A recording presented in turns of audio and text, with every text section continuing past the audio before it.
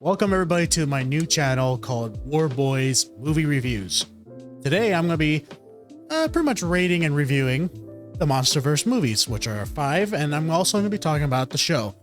I ain't going to go fully detailed with them because me and Neptune are going to be doing a podcast, and he's going to be giving me his thoughts and his rating on these movies. So, first movie on the list, Godzilla 2014. Godzilla 2014 is a good movie. I really enjoy Godzilla's design. I also enjoy how the new monsters called Mutos exist. And I thought it was just going to be like a normal Godzilla movie that like they did with the 1998 Godzilla movie. So I give it a 8 out of 10 in my opinion. Now the next movie we're going to be talking about is Kong Skull Island. Kong Skull Island is a really good movie. I give it about 9 out of 10. But funny thing is, I didn't know it was going to be part of the Monsterverse until I saw a message from the director himself that Kong is going to be part of the Monsterverse with Godzilla and a lot of other monsters in the near future. And they actually finally confirmed it when Godzilla vs. Kong was about to come around. And they showed it in Godzilla King of the Monsters. The story was good. The movie is enjoyable. The characters in it. It's the only Monsterverse movie that I actually quite enjoy the human parts. Godzilla 2014, the human parts was good. It's just not good enough. Kong Skull Island, it actually made sense. They are like doing a recall of the original King Kong movies and the 2005 King Kong movie. So I give it a good rating of 9 out of 10. Probably one of my favorites. Now to Godzilla King of the Monsters, where they introduced Ghidorah, my favorite Monsterverse movie out of the entire series. I give it exactly a 10 out of 10 of a good movie. Actually, I give it a 9.5 because the human parts is the only reason why it's not that great. Or should I say, like, it's the reason why it has a 9.5, not 10 out of 10. It's because the human parts was actually kind of boring and too long. Now, when it came to Godzilla versus King Ghidorah, it was such a good movie. King Ghidorah looked fantastic. I thought they would never, ever make a good Ghidorah, but they did in this movie. Like, there's been all kinds of other versions of Ghidorah. There's been like the original King of the Monsters Ghidorah, the original Astral Monster, Planet X, and then there was like Geyser Ghidorah. Geyser Ghidorah is actually my favorite design of Ghidorah. I've always liked Geyser Ghidorah from Final Wars because it was different and more threatening and a lot stronger. But once they came out with this new one, it actually made it better. And he's my favorite version of Ghidorah by far. Now I'm going to be talking about Godzilla vs. Kong. Godzilla vs. Kong. I thought when I first saw the trailer, I thought it was not going to be that great until it came out. And there's been all kinds of rumors that there was going to be like another monster that they were going to be fighting against and everything. And when they got to that part, I was like, oh shit. Literally me and Chosen Seeker thought we were not going to like Mechagodzilla. Especially Chosen Seeker. He was not going in there to see Mechagodzilla. He was there for Kong and Godzilla. But we knew there was going to be another monster. And they eventually did say it was going to be Mechagodzilla, sadly. They literally had to ruin it for us. But once we saw Mechagodzilla and saw how well designed, how detailed he was, like he sounded like a transformer when he moved and fucking did all this shit. When he arrived, he beat the living shit out of Godzilla, and it was not being made by a human either. It was being controlled by the mind of the dumbest of the dumb Ghidorah head, known as Kevin, which is funny as heck And if the dumb head of Ghidorah can beat Godzilla, imagine if it was one of the other two, especially the main head, the middle head of the three heads of Ghidorah.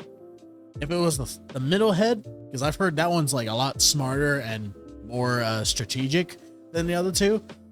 The other one that's on its right side is supposed to be is apparently more aggressive and mean, and obviously the left side, the dumb one, known as Kevin. I forgot what the other two names of the other heads are, but that's the name of the left head, is known as Kevin. The fight between Godzilla and Kong, there was technically 2 fights, but they apparently had to make it sound like there was 3 fights between Godzilla versus Kong. And when they fought, Chosen Seeker was a little aggravated. I could tell how he was acting in the movie theater when especially one scene, spoiler warnings by the way for all these, there was one scene that really made Gavin a little hesitant about the movie, because it was about the first fight between Godzilla versus Kong. And when Godzilla comes in chasing after Kong, because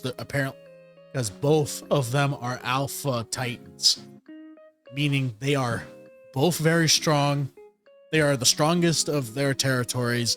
Kong belongs on Skull Island. He's supposed to be there for the rest of his life. That's why Godzilla's never went there to deal with him, because he's on an island. Where is he gonna go? And then he sensed that Kong was being shipped to somewhere else, was going somewhere else that was not Skull Island. So they fought each other. And got to this one part when Kong got onto the aircraft carrier ship, and he just was throwing stuff at Godzilla, and Godzilla's coming at him, gets on the carrier also. Don't know how the hell that it's holding both of them, because they're like 100,000 tons each, which is about 200,000 pounds. And when Godzilla is about to charge at Kong punches Godzilla, and he turns, comes back with a swipe, and when it made the impact, Kong goes down, but Godzilla didn't go down when Kong punched him. And I knew Chosen Seeker and I have argued about it several times. We haven't for a while, but it was just hilarious arguments. And I was thinking in my head recently, the reason why Godzilla was able to make Kong go down instead of Kong making Godzilla go down is because, one, Godzilla has fought bigger foes than Kong. He's fought Ghidorah, and he's fought Ghidorah. He's fought other monsters such as Shimo that we've heard. And when he fought Ghidorah, and apparently in the history when Ghidorah first arrived on Earth, apparently Godzilla was way smaller than he is now in the movies. His dorsal fins were different.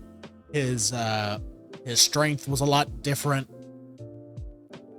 His strength was a little different, but he still has the same type of strength that he has now, because he was literally made to be one of the strongest monsters. There's a reason why he's known as the apex predator alpha titan to ever exist in the Monsterverse. So it was just a funny situation with me and Chosen Seeker. So I give this movie an 8 out of 10. This movie was a good movie. It was fun to watch and hilarious in some parts. Now we're gonna talk about the show. I'm going how these movies and shows came out, in order.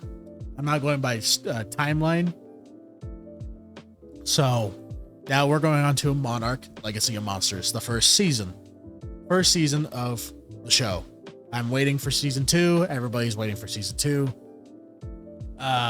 This show was quite interesting of the story that we're going with, but it was kind of boring. At least half of it was, because there was two different storylines. One was about how Monarch was being made. The other half of the storyline was about how Monarch is now between 2014 and 2016. Show, my favorite parts was how Monarch was being made and how they discovered Godzilla, why, and they actually showed in 2014, you can see that they were trying to kill, they literally say they were trying to kill Godzilla with nukes, but all the nukes did was make him stronger and evolve. Because radiation gives Godzilla more power, gives him more power, and it helps him grow more too. It helps him grow faster. They even, they literally said that in the movies several times. Radiation gives him more power and makes him bigger and stronger than he has ever been. And when they showed Godzilla, they showed like three different variations of him. They showed in the very beginning of the show, they showed him very, not like small, but he was like more thin on the neck, at least. His neck is more bulky now, but his neck was like thin, like more like pretty much like that. Like it was more inward. Like he had like a very skinny neck. But then when they detonated a nuke and they thought they killed him, he comes back in a later episode, and he just comes out of nowhere, destroying a homing beacon that was trying to summon another monster, but instead it summoned him. And he destroyed the beacon, and he just swam away. And the main characters of the people that made Monarch, really one of them says he looks a lot bigger than when we first saw him, because they were hesitating that it was a different one, but no, they literally said it's the same one, and it's the only one they keep seeing. And then later on, they show him sleeping in the desert after fighting the Mutos. He was in the desert sleeping because he was healing his dorsal fins, because apparently his dorsal fins were broken and destroyed. So he was in a desert that had radiation, and he was slowly growing his dorsal fins again out. And for 2 years, his dorsal fins grew, and now that's what they look like now, before the new Godzilla X Kong movie. It was a pretty good concept. It was a pretty good concept of how it went. It was entertaining. They showed a lot of other monsters too. Like there was one that was literally known as an ion dragon. It was literally just a giant flying monster that spit green stuff. I don't know what the stuff was. He spit it on Godzilla. It didn't even affect him that much. If it was more like a spider web type thing, that he literally just grabbed it and threw it away. And then he shows up again in a different, because there's apparently, actually, we're going to talk about this more in the podcast, but apparently there's like other worlds besides the hollow earth and the surface. Like there's smaller worlds that exist in the crust between these two worlds, and he just goes down there and fights the ion dragon and demolishes the ion dragon, and that pretty much ended there and all that. And then now I give the show at least season 1, I give it about a 7. I give it a 7. Reason why is because it's a show about, like, I get it. It's supposed to be the show that's supposed to tell how Monarch first came to be. But if you're gonna have a title such as Legacy of Monsters along with it, you have to show more monsters. It's not fucking.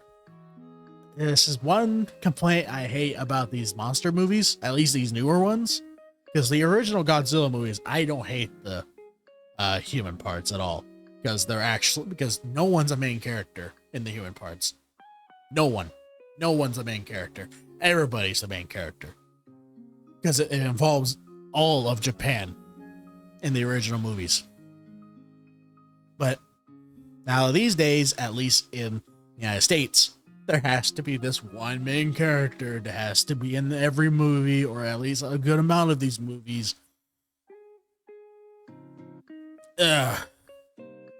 Anyway, enough bragging about that part. Now we're going to cut off to Godzilla X Kong.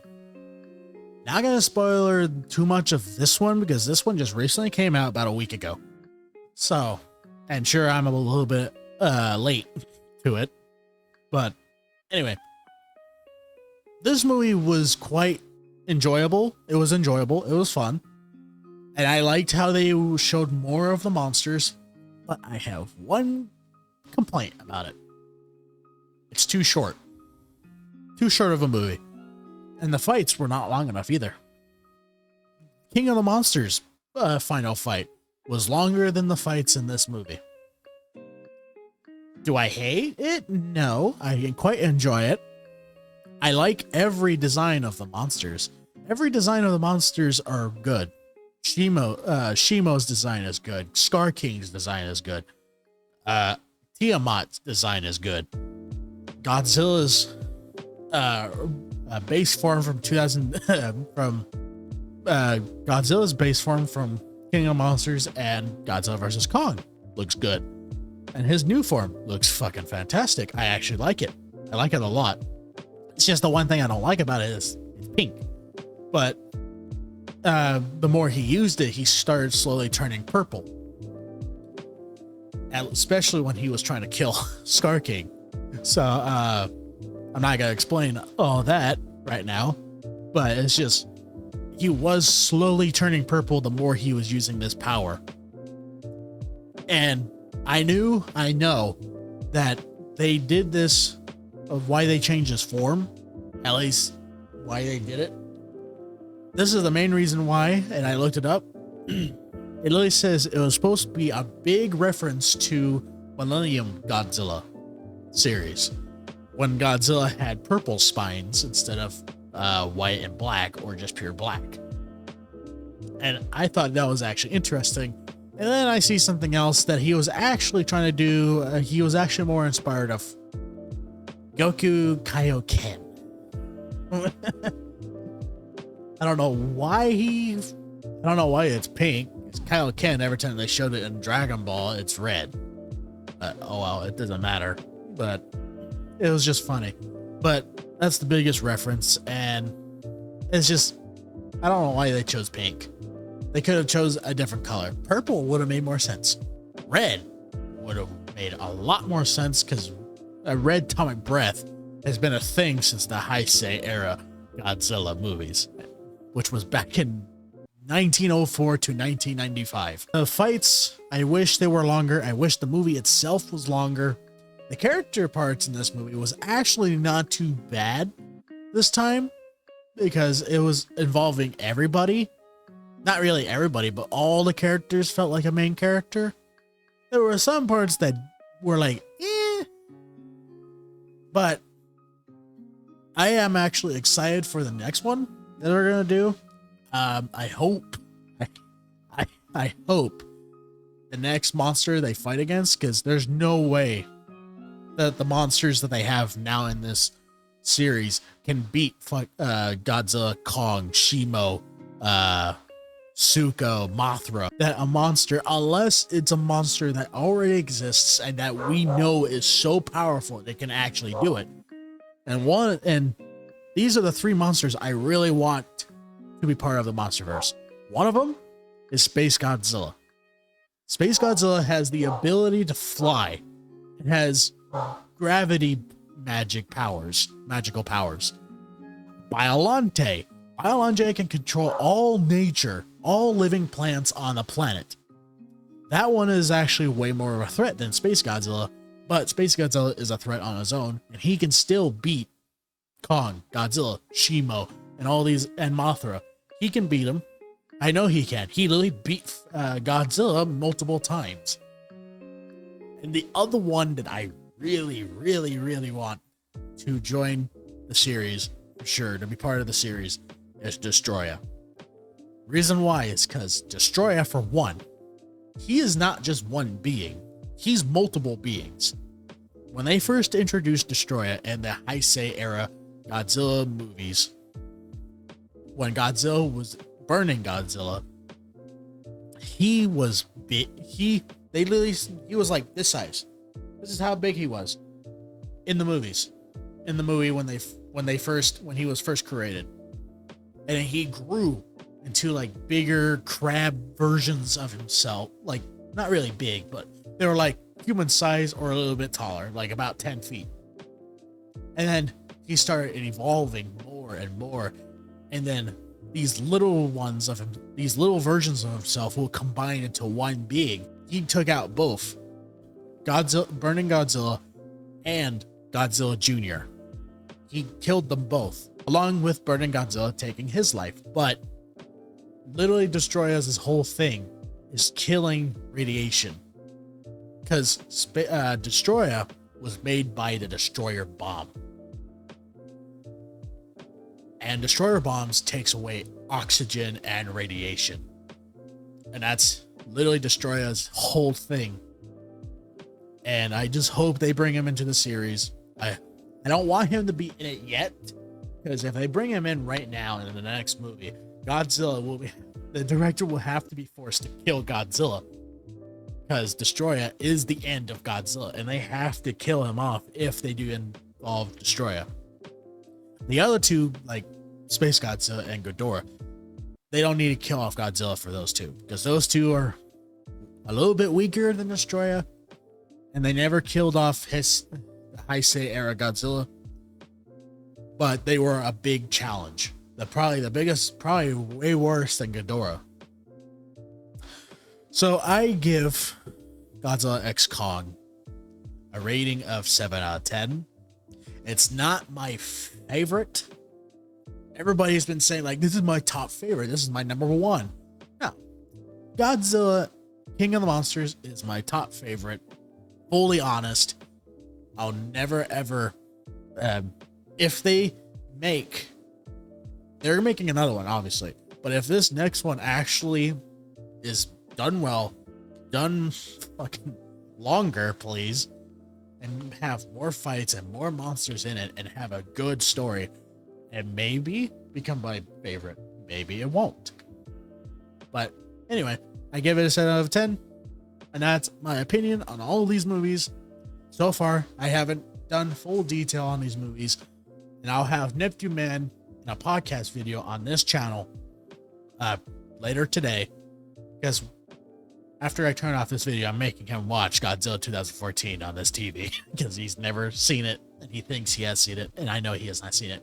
He literally thinks Mothra is in the movie, and she's not. So hope you enjoyed. Stay tuned for other videos. Go check out the podcast whenever that one is released. And if you guys want to, tell me what order of these Monsterverse movies is your favorite. Tell me what's your favorite monster from the Godzilla movies in general, out of all 30 and something movies. Go ahead. Let me know. I'll quite enjoy reading your comments.